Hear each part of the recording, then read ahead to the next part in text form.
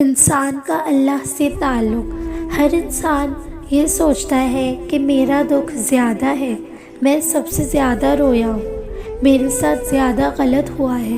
سچ ہے کہ انسان کا دکھ ایک جیسا نہیں ہوتا، ہر انسان کا تعلق اللہ سے مختلف ہے۔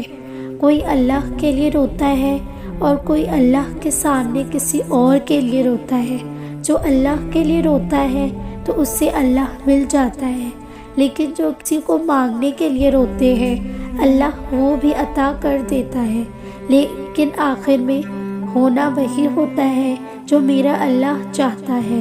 کیا وہ اپنے بندوں کے لیے کبھی غلط سوچ سکتا ہے؟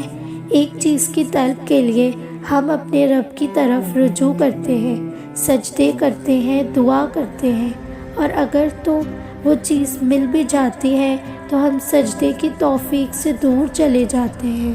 تو اس سے اچھا یہ نہ تھا کہ وہ چیز ہمیں ملتی ہی نہ۔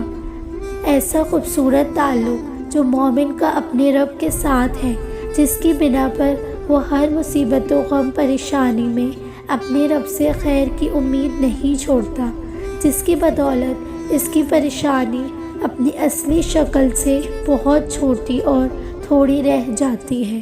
اور کیوں نہ ہو کوئی ذات اتنی با اختیار اور پاورفل ہو سکتی ہے جتنا رب العزت ہے، تو وہ ذات بار بار قرآن کریم میں یہ یقین دلا رہی ہے کہ اللہ کے سوا نہ کوئی تمہارا دوست ہے اور نہ کوئی مددگار۔ ایسا دوست اور ایسا مددگار جو ہر وقت ہر لمحہ چاہے حالات کیسے بھی ہوں ہر جگہ تمہارے ساتھ ہے اور کبھی ساتھ نہیں چھوڑتا۔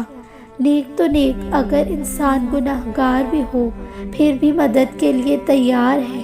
وہ ایسا دوست ہے چاہے کتنی بھی غلطیاں کر لو دھتکارتا نہیں، صرف دو ندامت کے آنسو بہا لو تو سب معاف کر دیتا ہے۔ ماضی کے طعنے بھی نہیں دیتا، نہ اپنے بندوں کو رسوا کرتا ہے، اور ان کو اپنی رحمت کے دامن میں سمیٹ لیتا ہے۔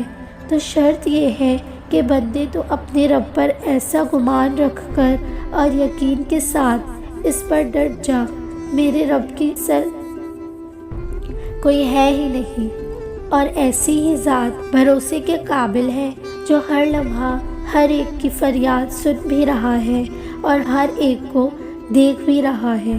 میں نے زندگی میں بہت کچھ کھویا، مگر ہر بار کھونے کے بعد خود کو ٹوٹتا بکھرتا ہوا محسوس کیا، مگر تمہارے معاملے میں ایسا نہیں ہوا۔ ہاں، میں مشکل وقت سے، درد سے، تکلیف سے گزری ہوں، مگر ٹوٹی نہیں۔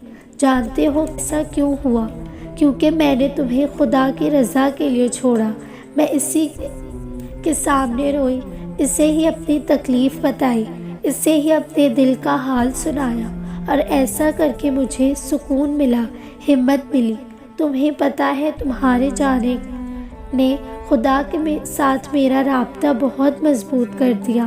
میں اب سجدوں میں سکون ڈھونڈنے لگی ہوں، خدا کے سامنے رونے لگی ہوں، شرمندہ ہونے لگی ہوں، اور تمہاری ساری باتیں اسی سے کرنے لگی ہوں۔ مجھے یقین ہے وہ میرا خدا میری دعائیں سن لے گا، تمہیں میرے حق میں لکھ دے گا۔ اس جہان میں نہ صحیح تو اس جہان میں ضرور ملیں گے۔